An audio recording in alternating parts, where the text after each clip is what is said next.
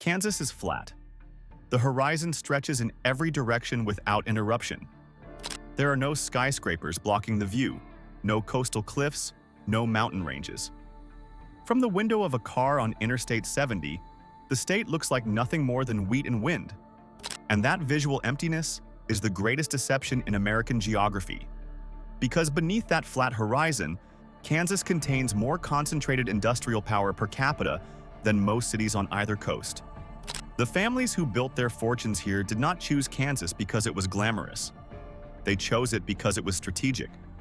Cheap land, central location, a workforce that does not complain, and an absolute absence of the distractions that corrode ambition in places like New York or Los Angeles. Today, we count down the 10 richest families in Kansas. From oil scandals and aviation pioneers to a billionaire wealth manager most Americans have never heard of. Number 10. Harry Sinclair, the Scandal Baron. Harry Ford. Sinclair was born in 1876 in Wheeling, West Virginia, but he grew up in Independence, Kansas, a small town in the southeastern corner of the state. He enrolled at the University of Kansas to study pharmacy, intending to become a small-town druggist. The drugstore failed. But Sinclair had noticed something far more valuable than prescriptions. Oil was being discovered across the Oklahoma-Kansas border in quantities that made cattle ranching look like a hobby. He abandoned pharmacy entirely, became a lease broker in the central Oklahoma oil fields, and made his first million before the age of 30. In 1916, he consolidated his holdings into Sinclair Oil and Refining Corporation, which grew into one of the largest integrated petroleum companies in America. Sinclair's petroleum empire spanned refineries, pipelines, and retail stations that stretched across the continental United States. At its peak, the green dinosaur logo of Sinclair Oil was as recognizable as any brand in American commerce.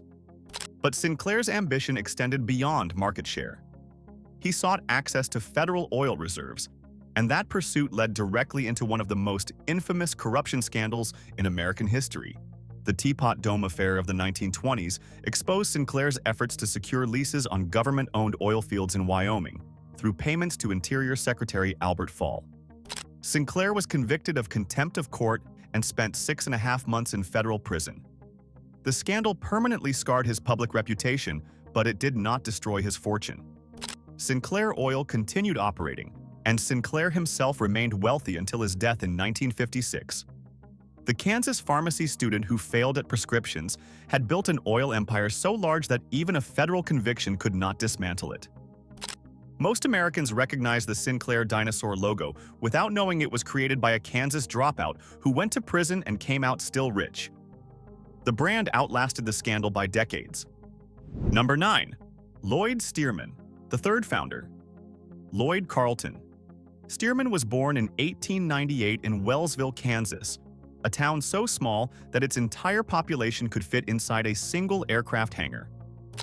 Stearman became obsessed with flight as a young man, and in 1925, he joined two other Kansas-connected visionaries, Clyde Cessna and Walter Beech, to form Travel Air Manufacturing Company in Wichita. That partnership created what aviation historians call the most consequential triangle of talent in the history of American flight. Stearman left Travel Air in 1926, briefly relocated to California, and then returned to Wichita in 1927 after local investors raised $80,000 to bring him back. He established Stearman Aircraft Corporation and began building biplanes designed for training and agricultural use. His most famous creation, the Model 75, became the primary training aircraft for the United States military during World War II. Approximately half of all American military pilots in the Second World War learned to fly on a Stearman. Boeing acquired Stearman's company in 1929, but the aircraft continued to bear his name for decades. The Stearman biplane remains one of the most recognizable aircraft in aviation history, still flown at air shows and treasured by collectors. Stearman himself received far less public recognition than Cessna or Beech, despite his aircraft training more pilots than any other design in American military history. A man born in a town smaller than most parking lots built the airplane that trained the pilots who won the Second World War. Stearman never became a household name, but his aircraft became the most important classroom the military ever operated. Number 8. Douglas Rippel, the invisible fintech billionaire. Douglas Rippel studied at Kansas State University and Wichita State University before founding American First Finance in 2013 from Mays, Kansas, a suburb of Wichita with fewer than 15,000 residents.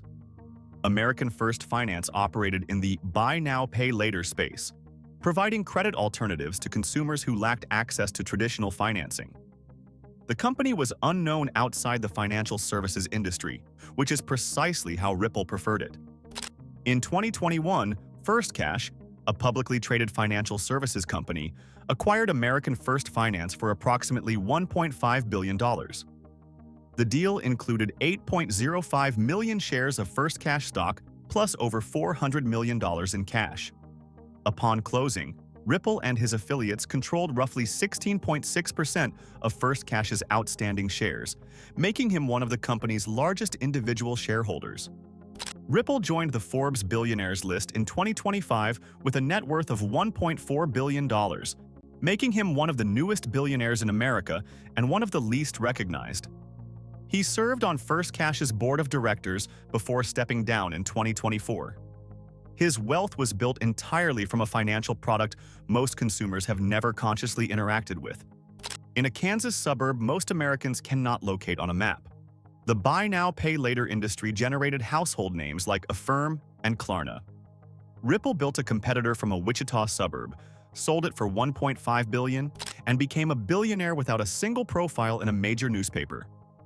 Kansas produces wealth that the coasts never notice. Number 7. Neil Patterson and Cliff Illig, the medical records architects. In 1979, 3 men sat at a table in Loose Park, Kansas City, studying for the CPA exam.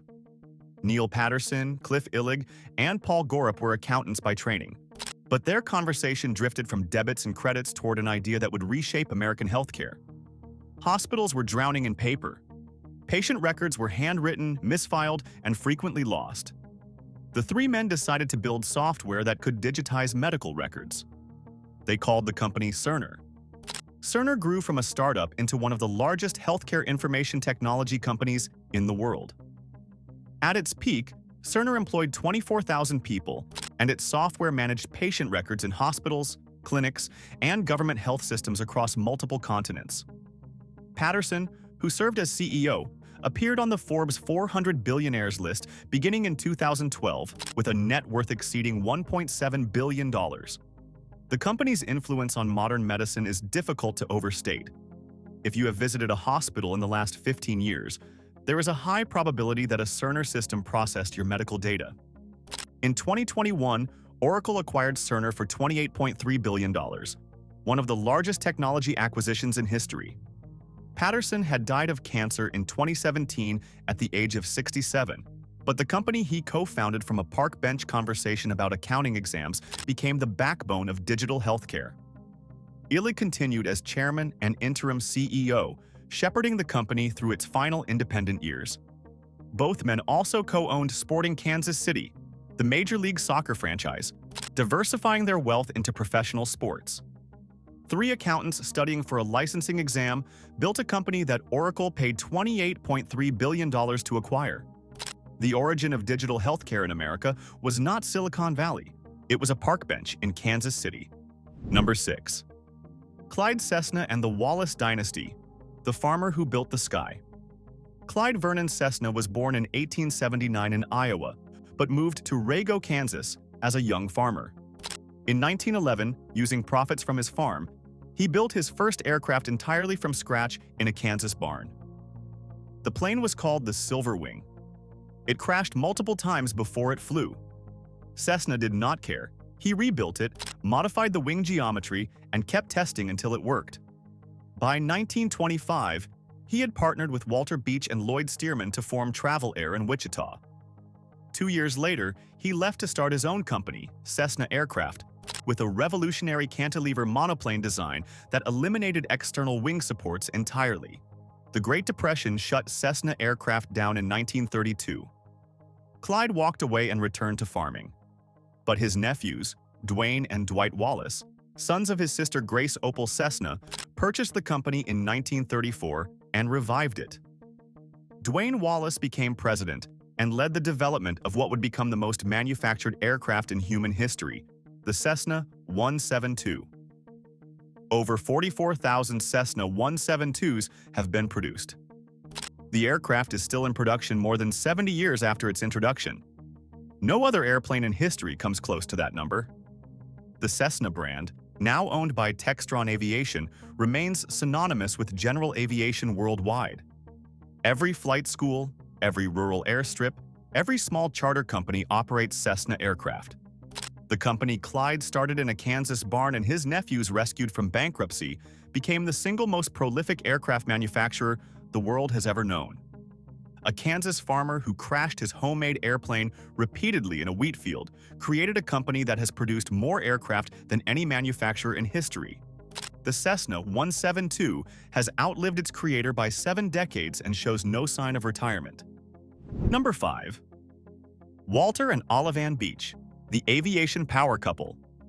Walter Beech was born in Tennessee in 1891, arrived in Wichita in 1921, and joined Cessna and Stearman to form Travel Air in 1925. Olivan Meller was born in Waverly, Kansas in 1903 and was hired as a bookkeeper for Travel Air. She was promoted rapidly, married Walter in 1930, and together they founded Beech Aircraft Company in Wichita in 1932 with a single ambition: to build the finest airplanes in the world. Beechcraft became the premier name in luxury general aviation. Their aircraft served in World War II, earned military contracts, and established a reputation for precision that separated Beechcraft from every competitor. But the defining chapter of the Beech dynasty began on November 29, 1950, when Walter died of a heart attack. Olivan was elected president and CEO, becoming one of the first female chief executives in American corporate history. She led the company for the next 43 years. Under Olivan's leadership, Beechcraft expanded its product line, secured government contracts, and became a global brand. She earned more awards and honors than any other woman in aviation history and was known throughout the industry as the First Lady of Aviation. She managed a major aerospace company, raised 2 daughters, and navigated a male-dominated industry for over 4 decades, all from Wichita, Kansas. A bookkeeper from a small Kansas town became one of the most powerful women in American industry before the feminist movement even had a name. Olivan Beech did not break the glass ceiling. She built the airplane that flew over it. Number 4. The Hunt family. From Texas oil to Kansas touchdowns. The Hunt family fortune originates with Haroldson Lafayette Hunt, who was born in 1889 and became one of the 8 wealthiest Americans during the 1930s after purchasing the rights to the East Texas oil field for $1 million. That single transaction generated billions. His son, Lamar Hunt, was born in 1932 and inherited both the fortune and the entrepreneurial instinct. But Lamar's passion was not petroleum. It was professional sports. In 1960, Lamar Hunt founded the Dallas Texans, which relocated to Kansas City in 1963 and became the Kansas City Chiefs. Lamar co-founded the American Football League, which eventually merged with the NFL, and he is credited with coining the term Super Bowl. The Hunt family did not merely invest in football. They helped create the modern structure of professional football in America. After Lamar's death in 2006, ownership passed to his 4 children, with Clark Hunt becoming the principal owner and chairman. Under Clark's stewardship, the Chiefs have become one of the most valuable franchises in professional sports, with a valuation exceeding $4 billion. The Patrick Mahomes era has transformed the Chiefs into a global brand, winning multiple Super Bowls and generating revenue that dwarfs the original investment by orders of magnitude. The Hunt family also owns FC Dallas and holds interests in Major League Soccer, extending their sports empire across multiple leagues. Texas oil money built the fortune, but Kansas football made it famous. The family that coined the term Super Bowl still owns the team that keeps winning it. The Hunts did not just buy into professional sports, they invented the modern version of it. Number 3. Min Kao. From folding chairs to global navigation. Min Kao was born in Taiwan in 1949, emigrated to the United States, and earned both a master's degree and a doctorate in electrical engineering from the University of Tennessee. He worked at the Defense Department and in aerospace before recognizing that the military's global positioning system technology could be miniaturized for civilian use. In 1989, Kao and his partner Gary Burrell co-founded Garmin in a single office in Lenexa, Kansas, furnished with nothing but 2 folding chairs. Kao convinced his relatives to invest their savings into the venture. The entire initial operation ran on borrowed money and family trust. Garmin developed the first consumer-grade GPS navigation devices at a time when most Americans had never heard the term GPS. The company's products appeared first in marine and aviation markets before expanding into automotive, fitness, and outdoor recreation. Garmin went public and grew into a global technology company with operations on every continent. Kao was elected to the National Academy of Engineering in 2011 for his role in commercializing GPS technology.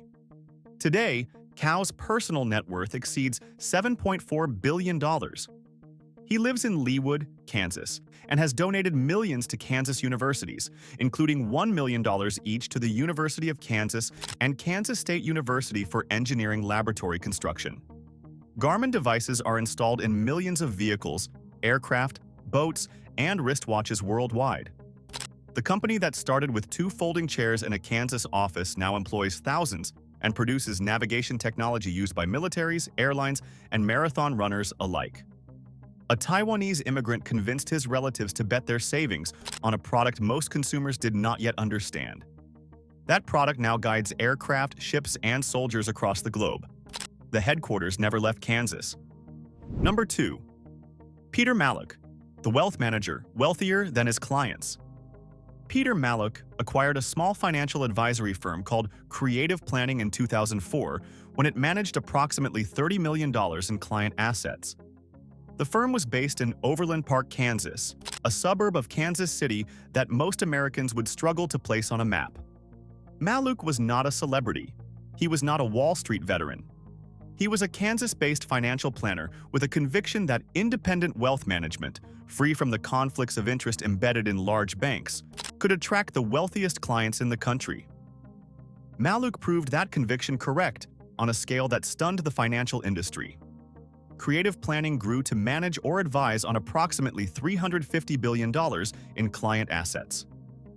The firm attracted over 3,400 ultra-high net worth clients, each worth at least $25 million. Mallouk was named the #1 independent financial advisor in America by Barron's for 3 consecutive years, from 2013 to 2015. He co-authored financial books with Tony Robbins and became a recognized authority on wealth preservation strategies. In September 2024, TPG Inc. acquired a minority stake in Creative Planning at a valuation of $16 billion. That transaction pushed Mallouk's personal net worth to $16.1 billion, placing him among the 500 richest people on Earth. He also owns a minority stake in the Kansas City Royals. Mallouk built his entire fortune from a Kansas suburb, advising billionaires on how to manage their money while quietly accumulating more wealth than most of them. The man who teaches billionaires how to invest became wealthier than the majority of his clients. He did it from Overland Park, Kansas, a place where the median home price would not cover a month of rent in Manhattan. Kansas does not look like a financial capital. That is part of the advantage. Number 1. Charles Koch, the invisible industrialist. Charles de Gannell. Koch was born in Wichita, Kansas, in 1935, the son of Fred Chase Koch, an engineer who had invented a more efficient method of thermal cracking for petroleum refining. Fred built refineries across the world, including projects in the Soviet Union, before returning to Wichita to establish what would become one of the most consequential private companies in American history. Charles earned degrees in nuclear and chemical engineering from MIT, joined the family business in 1961, and assumed control after his father's death in 1967. Charles renamed the company Koch Industries in 1968 and began a systematic expansion that transformed a mid-sized oil refining operation into a diversified industrial conglomerate spanning petroleum refining, chemical manufacturing, commodity trading, ranching, pulp and paper, fertilizers, and technology.